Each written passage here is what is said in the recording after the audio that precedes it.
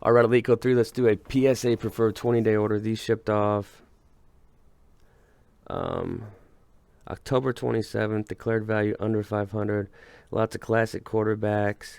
The usual suspects that you'll see from my orders. But we'll start off with a classic card that I think is definitely underrated, and that is the Drew Brees.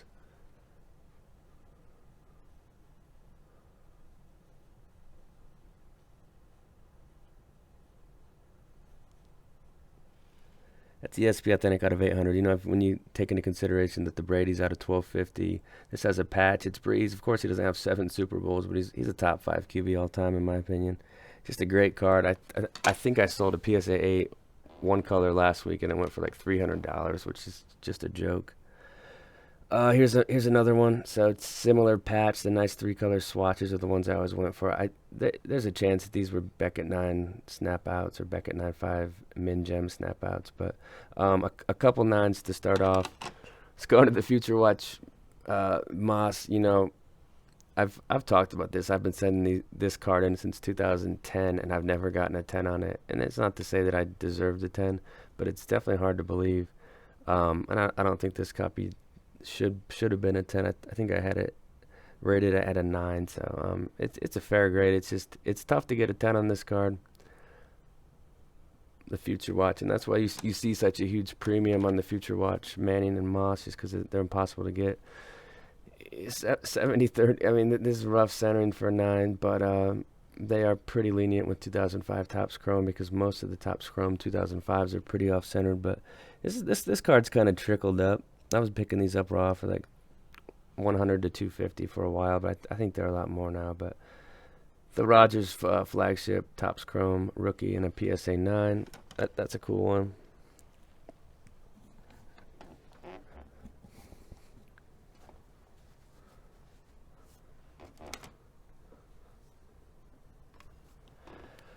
This is one I was just trying to fight for a 7. I have a thing with modern cards. I don't like to accept anything below a 7. 6 just bugs me. Not that a 7 is a solid grade or a good grade, but some of these tougher sets, you know, it's hard to get above a 7 or an 8. So the Ultimate Collection, I think I had this one rated in the 7.5 range, but PSA typically doesn't take advantage of their half grades. It's kind of like all or nothing with their system.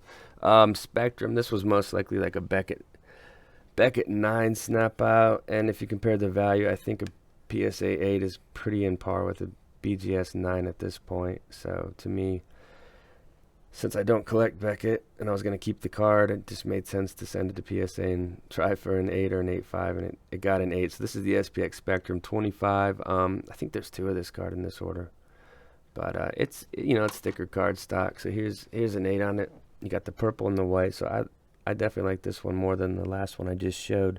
But Spectrum, always liked this set when it came out. You know, it had other players to collect in it, like Jamarcus Russell and stuff. Here's the row 0. This is sick. I wasn't sure on the 8 on this one. I'm going to if I snap this one out and send it to SGC and just see what their opinion is, because I was thinking this was a 9. These typically aren't the toughest cards. You will see scratching on the on the front, and it's light scratching. It's not terrible, but it is very common with Showcase 98 football. So the row 0 Manning, probably just send it to SGC. I think it's a shoo-in for a 9. I think that was graded way too harshly. SP Authentic Peyton Manning Future Watch. This might be the one with some notable white shown on the back, but Future Watch Manning, great card. These the PSA 9s creeped up to like, I think like 4,200, and they've came back to like 2,200, which I think that's a great price for a PSA 9 on this card. But here's an 8, and then we've got the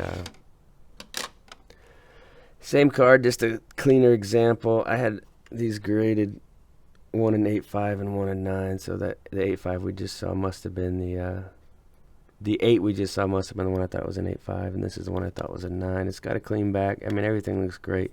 There's a little edge imperfection on the front though, so definitely doesn't deserve a 10.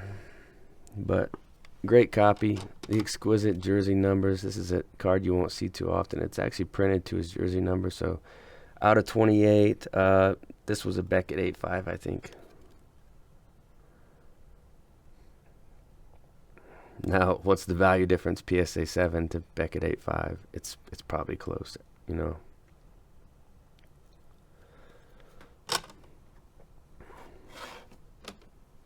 This is neat. So we saw a couple of these with the 3 colors. This is actually the Charger bolt one. So bolt, just sick. You don't see a ton of these bolts.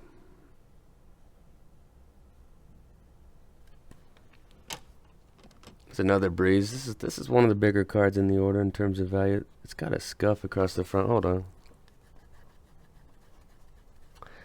I think that'll come off pretty easily. Yeah, it kind of came off. I don't know what that's from. But just a great copy. I think this was a 9.5 True Gem that I just thought looked good enough to be a PSA 10. And they decided 10 on that one. We got the Rogers Finest. I had this one as an 8, and they got a 9. So things go both ways sometimes. Different graders see different things. But the Finest Rogers, it's a thicker cardstock card. There was something going on with it that I just wasn't in love with. But here's a PSA 9 on the Rogers Finest. That one's actually out of $2.99. It's an interesting card because it doesn't have a card number. So there's just no card number. Pasternak. Here's a hockey card for all you hockey fans. This is cool. These Hot Prospects hockey cards are sweet. This is the patch 1 to 175. So sweet swatch. Came in. I thought it looked really good. I thought it had a great. I thought it deserved a 9. And it got a 9. But fantastic. Little pasta action. This is the hollow.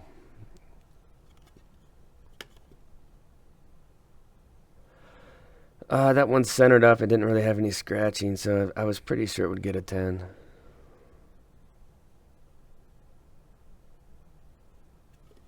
I think those have come down a lot. So here's the Exquisites. These were Beckett 8.5s. So you just kind of see the discrepancy of thicker cardstock grading from PSA to Beckett. This doesn't have the most desirable patch, but it's still got 3 colors. That third color is fighting through there. But Exquisite 7 on this Calvin. I would definitely rather have a 7 than a raw in this card. Just if I ever went to sell it, it's just nice selling stuff that's already graded. And this one's sweet. It's actually tough to get an 8 in the Exquisite 07s, especially from PSA. Yeah, sweet swatch. Just filth.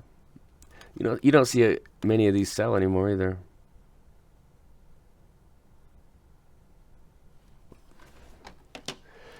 This one I thought could probably fight for an 8, but it got a 7. So I might try to get on this one because I think it deserves an 8 or a 7.5 at least. But we'll see. Maybe I'll send this off to SGC and just see what they say. I don't know if they got their case yet for the thicker cardstock. That's something they definitely need to get going. So Peterson Exquisite. We've got the Breeze SPX. This was kind of a tweener card. Oh yeah, this is one that I thought was a 7.5. See that corner? That would bug a lot of people, but the rest of the card's pretty clean. So I mean, it's a decent 8. It's not the best 8 you'll see, but it's definitely a nice Breeze. The gold one. Your SPX gold. This is actually the biggest card in the order. This was screened at a 9.5, I think. I thought it had a chance. So the centering's within tolerance. The surface was clean, which is kind of rare to find with this card. There's typically some scratching. I'm pretty sure I bought this card raw and it just came in looking great. That happens every once in a while, not very often. And I also go through a ton of cards. So the Breeze Bowman Chrome and a 10, that might be like 5,000 or 6,000, but next up, the Brady Ultimate Collection.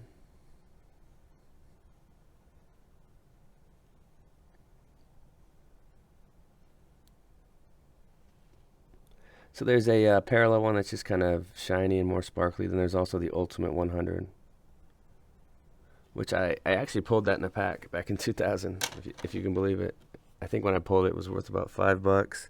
I sold it around 2005, and I thought I did pretty well. I sold it for like $200, which looking back, it's not really, but it's tough to see the future. Breeze, this is cool. Your Breeze Ultra Gold Medallion in a 10. Another Beckett 9.5, probably a true. But that's the best way to get a, you hope for a fair assessment when you do the crossover, but I'm just not a believer in the crossover. So I'm just a snapper. 53 of 99, your Ultimate Collection Pasta. This one's got some pretty strong whiting on the bottom. I was thinking 8.5, but 8's probably fair on this one. So Pasta Ultimate Collection. We've got another Rose Zero. This one, of course, 250. There is a Legacy Collection for all the different rows of this set, but this one got a nice, respectable PSA 9. This card's probably around 2,000 at this point, and at that price point, I still think that's a steal. Another Spa Moss. The streak continues. I've probably gotten 49s on this card. Bunch of 8s, mostly 9s and 0 10s. There is this surface scratching on these spas that you can't really see when they're in the slab, but I always see it when I'm doing my evaluation. So 9 on that one, and then close out with the mandatory, right? Little Future Watch. This is an iconic card, one of the most iconic cards of the 2000s. 250. This card holds great value still. He's kind of one of those athletes, kind of like Bo Jackson, just a guy that did stuff that nobody else could do, but he never put together a Hall of Fame career. He kind of reminds me of Shohei Ohtani in the sense that the way he can run and throw, but we'll kind of see how long Shohei stays around, but I think